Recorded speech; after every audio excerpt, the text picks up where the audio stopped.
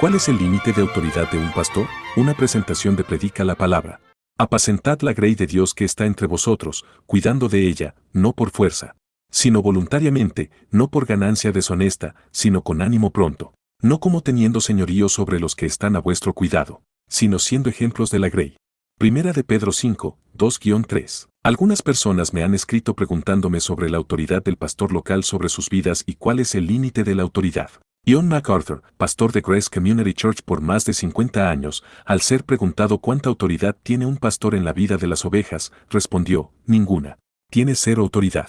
Personalmente no tengo ninguna autoridad sobre esta iglesia, ni mi experiencia, ni mis conocimientos, o mi educación, ni mi posición, ni mi título me dan ninguna autoridad, por eso no me gustan los títulos. Solo la palabra de Dios tiene autoridad. Cristo es la cabeza de la iglesia y Él media su gobierno en la iglesia, a través de su palabra. Yo no tengo autoridad más allá de las Escrituras. Nunca podré exceder lo que está escrito. 1 Corintios 4:6. Hacer eso, dice Pablo, es volverse arrogante y considerarse superior. No tengo nada que decirte que te obligue a hacer algo, si no proviene de la palabra de Dios. Necesitamos que se nos recuerde que como pastores, aun si el Señor nos ha levantado y nos ha dado este tipo de responsabilidad, no poseemos autoridad personal. Si yo te digo lo que Dios ha dicho en su palabra, esa es autoridad, ¿correcto? Pero yo no puedo exceder lo que está escrito. No puedo manejar tu vida, puedo darte sabiduría si la pides, pero no tengo más sabiduría, personal, que cualquier otro. Puedes obtener más sabiduría en muchos asuntos de mi amada esposa Patricia que de mí. Ella no está en el púlpito, pero ella tiene conocimiento y sabiduría espiritual. Si le pides consejo y sabiduría, la suya en muchos casos puede exceder la mía. Así que el pastor por sí mismo no tiene autoridad en absoluto. Escucha lo que dice Pablo. ¿Quién es Pablo? ¿Quién es Apolos? ¿Quién es Cefas? No somos nada. Todo es de Cristo, todo es del Espíritu Santo, todo es de la Escritura. Fin de la cita. Para entender lo que realmente dice la Biblia sobre la autoridad de un pastor sobre la iglesia, es bueno tener claros los conceptos de qué es la iglesia y qué es un pastor. El ministerio God Questions nos dice al respecto, la iglesia es el rebaño de Dios, 1 de Pedro 5:2, y la posesión que Dios ha confiado al cuidado de los pastores, 1 de Pedro 5:3. El Señor Jesucristo es la cabeza de la iglesia, Efesios 5:23, y el príncipe de los pastores, 1 de Pedro 5:4. La iglesia pertenece a Cristo por derecho, Él es la autoridad sobre ella, Mateo 16:18, esto es aplicable tanto a la iglesia local como a todo el cuerpo de Cristo. Como vemos, Dios ha confiado el cuidado de su iglesia a pastores, y ellos tienen las siguientes funciones. 1. Supervisar la iglesia. 1 Timoteo 3:1, el sentido primario de la palabra obispo es supervisor. El cuidado o supervisión general del ministerio y operación de la iglesia es responsabilidad del pastor y los otros ancianos.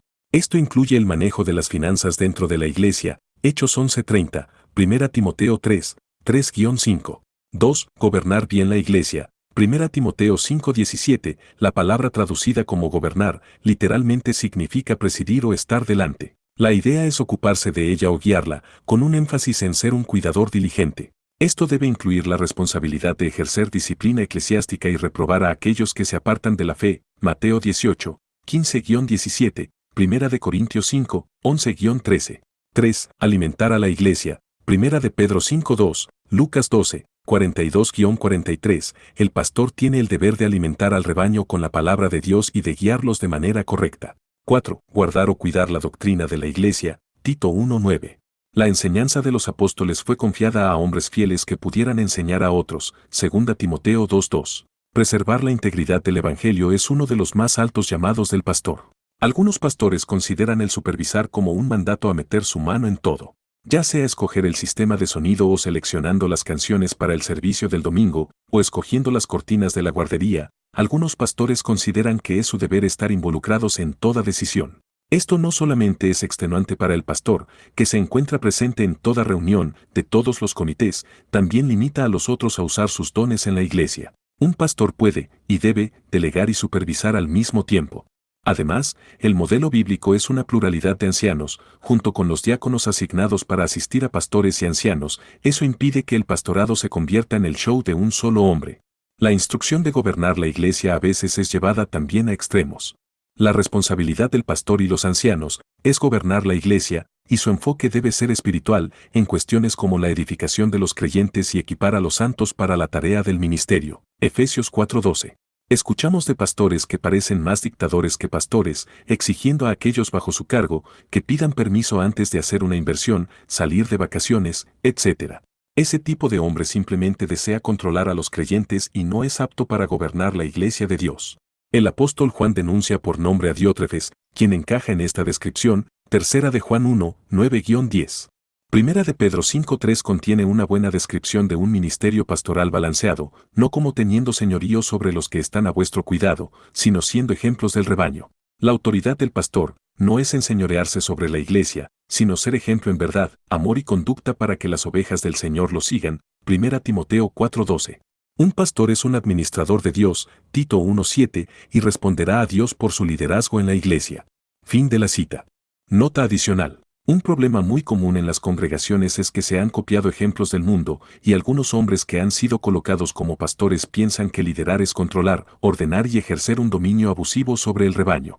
Para ser un verdadero líder se necesita guiar con el ejemplo, y bíblicamente, ministro o siervo, no es un título pomposo de autoridad e importancia, sino de servicio. No comprender esto por parte de las ovejas, los ha llevado a colocar y soportar como pastores a hombres no calificados, ni aptos para el ministerio, hombres que no cumplen con los requisitos dados por Dios. Primera Timoteo capítulo 3.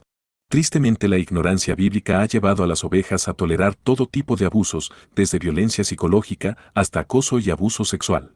Si un hombre que ocupa el lugar de pastor es intemperante, violento y abusivo, de acuerdo a la palabra de Dios no es un pastor verdadero, pues no cumple los requisitos que Dios mismo colocó para el cargo, y debe retirarse del púlpito. Si no lo hace, les corresponde a las ovejas retirarse y dejar de escuchar a un falso pastor. Y si cae en la categoría de acoso o abuso sexual, es necesario instruir a las víctimas a obtener pruebas y recurrir a las autoridades seculares para presentar la denuncia, pues es un delito penal que debe ser castigado. Algunas personas, que no son las víctimas, desean perdonar, piensan que no es cristiano acudir a las autoridades y callan ante estas situaciones y aconsejan a las víctimas a callar. Pero es necesario pensar que no denunciarlo solamente hará que crezca el número de víctimas, pues los abusos continuarán impunes. Pablo instruyó a Timoteo a reprender públicamente a los que persisten en pecar, y eso es aplicable aún al pastor y los ancianos, pues nadie está sobre la palabra de Dios.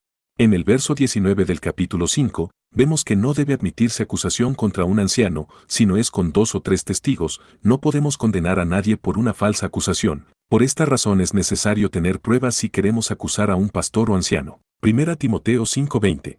No todos los pastores son verdaderos pastores, pero el tolerarlos y callar ante sus abusos no ayuda en nada al Evangelio. Encubrir falsos pastores dentro de las congregaciones solamente hace que el nombre de Dios sea blasfemado entre los incrédulos. Esta fue una presentación de Predica la Palabra, publicada originalmente el 30 de enero de 2024.